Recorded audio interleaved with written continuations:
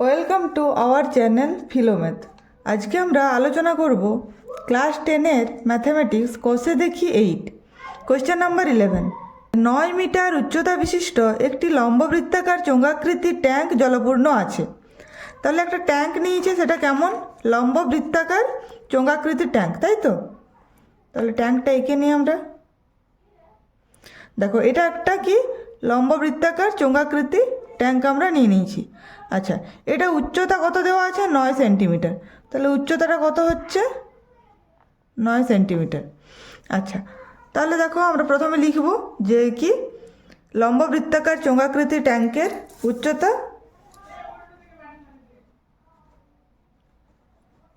লম্ববৃত্তাকার চোঙাকৃতি ট্যাঙ্কের উচ্চতা, তাই তো? উচ্চতা এটা এইচ ধরে নাও, ইজ ইকুয়াল টু কত? 9 মিটার। 9 মিটার। আচ্ছা, তারপর কি বলেছে? 6 সেন্টিমিটার দৈর্ঘ্যের ব্যাসের একটি পাইপ দিয়ে।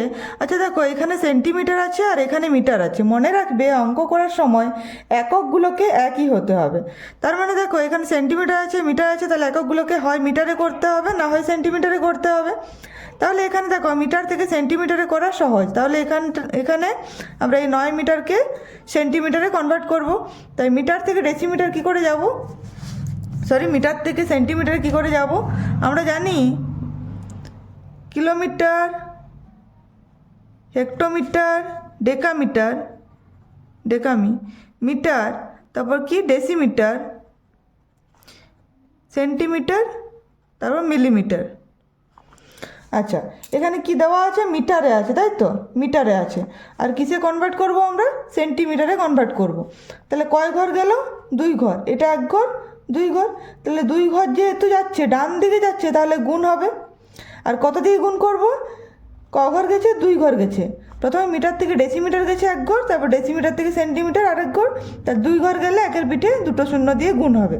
তাহলে এখানে দেখো 9 মিটার আছে, তাহলে 9 ইন্টু একের পিঠে দুটো শূন্য, এককটা হয়ে যাবে কি? Centimetre, is equal two 900 centimetre.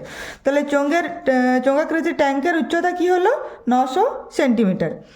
এখানে আমরা এবার ধরে নেব, লেখো মনে করি ট্যাঙ্কের ব্যাসার্ধ ইজ ইকুয়াল টু 8 সেন্টিমিটার। তাহলে এখান থেকে আমরা জানি আয়তন কি? ট্যাঙ্কের আয়তন ইজ ইকুয়াল টু, ফর্মুলা আমরা জানি কি? পাই আর স্কোয়ার এইচ, তাই তো? Pi r square H is equal to pi r মানে কত? আচ্ছা, 8 তো ধরে নিয়েছি, পাই আর স্কোয়ার। আর এইচ কত? 900 সেন্টিমিটার, তাই তো? তাহলে এককটা কি হয়ে যাবে? যেহেতু আয়তন, তাহলে একক হবে ঘন সেন্টিমিটার। আচ্ছা, এটা আমরা পেয়ে গেলাম কি? ট্যাঙ্কের আয়তন। এবার দেখো কোয়েশ্চেনটা পড়ো। 6 সেন্টিমিটার দৈর্ঘ্যের ব্যাসের একটি পাইপ দিয়ে মিনিটে 225 মিটার বেগে জল বের হয়। তাহলে দেখো, এই ট্যাঙ্কের মধ্যে একটা এমন পাইপ দেওয়া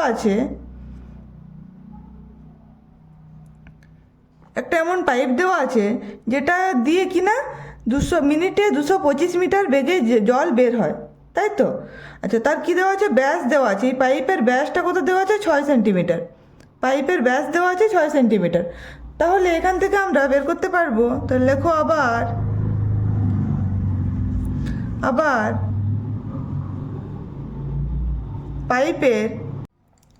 পাইপের ব্যাস ইজ ইকুয়াল টু কত দেওয়া আছে? 6 সেন্টিমিটার, তাই তো? 6 সেন্টিমিটার। তাহলে এখান থেকে পেয়ে যাব পাইপের ব্যাসার্ধ মানে কি? ব্যাসের অর্ধেক।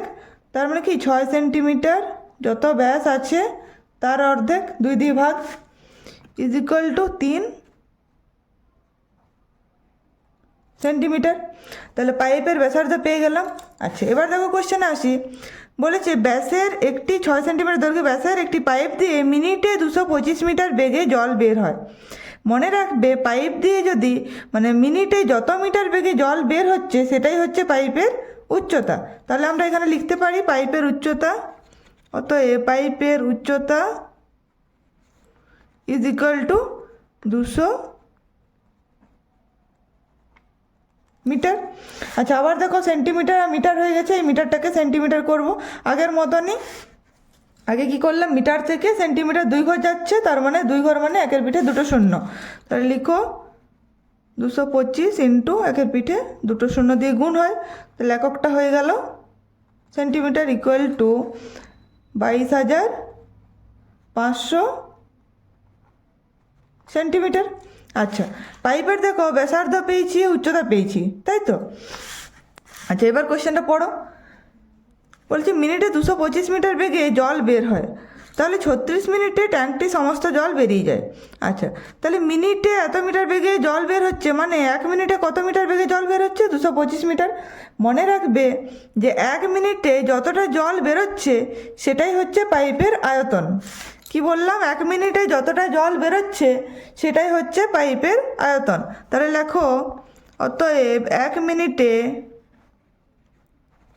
নির্গত জলের পরিমাণ, নির্গত জলের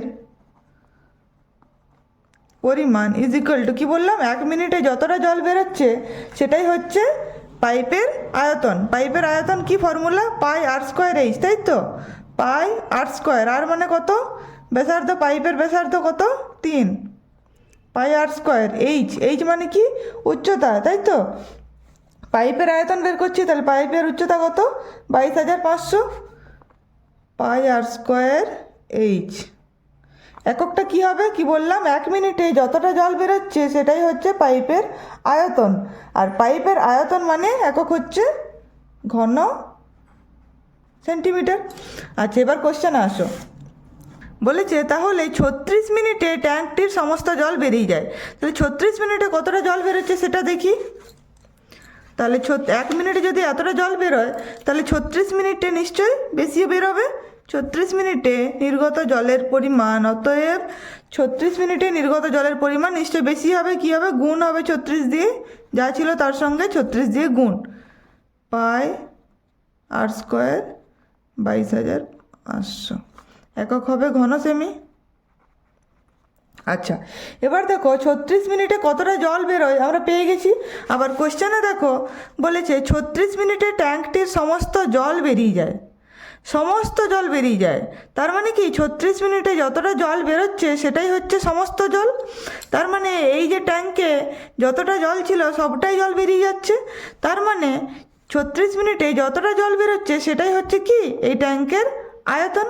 তাহলে ট্যাঙ্কের আয়তন আমরা পেয়ে গেছিলাম, আর 36 মিনিটে কতটা জল বেরিয়েছে সেটাও আমরা পেয়ে গেছি। তাহলে আমরা এখান থেকে শর্তানুসারে লিখতে পারি যে this is equal to this. তাহলে লেখো শর্তানুসারে,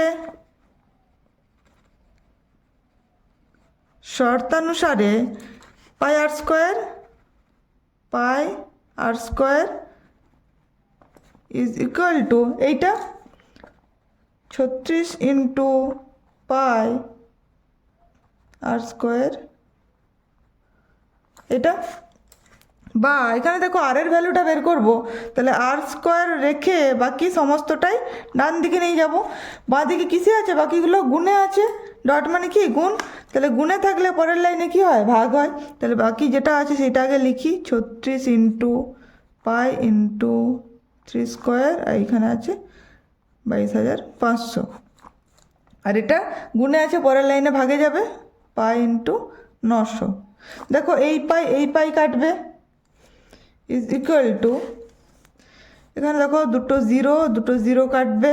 আচ্ছা, 9 দিয়ে ভাগ করো, 9 4 36, তাহলে কি পড়ে থাকছে? 4 গুণিত এখানে 9 গুণিত 225, তাই তো। বা আর স্কোয়ার ইজ ইকুয়াল টু এটা, বা আর স্কোয়ার ইজ ইকুয়াল টু, আচ্ছা আর ইজ ইকুয়াল টু, দেখো স্কোয়ারটা বাঁ দিকে উঠে গেছে, তার মানে কি হবে? ডান দিকে রুট হবে। 4 ইন্টু 9 ইন্টু 225, বা আর ইজ ইকুয়াল টু, মনে রাখবে জোড়ায় জোড়ায় বের হয়, মানে জোড়া থেকে একটা করে বের হয় রুট থেকে। তাহলে 4-এর রুট, 4 মানে কি? 2 গুণিত 2, 9 মানে কি? 3 গুণিত 3, আর 225 মানে কি? 15 ইন্টু 15। বা আর ইজ ইকুয়াল টু রুট থেকে কেমন বললাম একটা করে বের হয়, দুটো 2 থেকে একটা বেরোবে, দুটো 3 থেকে একটা বেরোবে, আর দুটো 15 থেকে একটা বেরোবে। বা আর ইজ ইকুয়াল টু কি 15 3 45 দুগুণে 90। তাহলে আর এর ভ্যালুটা আমরা পেয়ে গেছি 90। আরটা কী ছিল, আর কি ধরেছিলাম আমরা, ট্যাঙ্কের ব্যাসার্ধটা ধরেছিলাম আর, তার মানে ট্যাঙ্কের ব্যাসার্ধ আমরা পেয়ে গেলাম 90 সেন্টিমিটার। তাহলে লেখো অতএব ট্যাঙ্কের ব্যাসার্ধ ইজ ইকুয়াল টু 90 সেন্টিমিটার। এবারে কোশ্চেনে আসো কী চেয়েছে দেখো, কোশ্চেনে কি বলছে, ট্যাঙ্কের ব্যাসের দৈর্ঘ্য হিসাব করে লিখি। তাহলে ব্যাস চেয়েছে, আমরা কি পেয়েছি ব্যাসার্ধ, তাই তো। তাহলে এখান থেকে লেখো অতএব ট্যাঙ্কের ব্যাস ইজ ইকুয়াল টু, ব্যাস মানে কি ব্যাসার্ধের দ্বিগুণ, 2 গুণিত 90, এককটা হবে অবশ্যই centimetre, is equal two 2 90 180 centimetre. And this is the answer.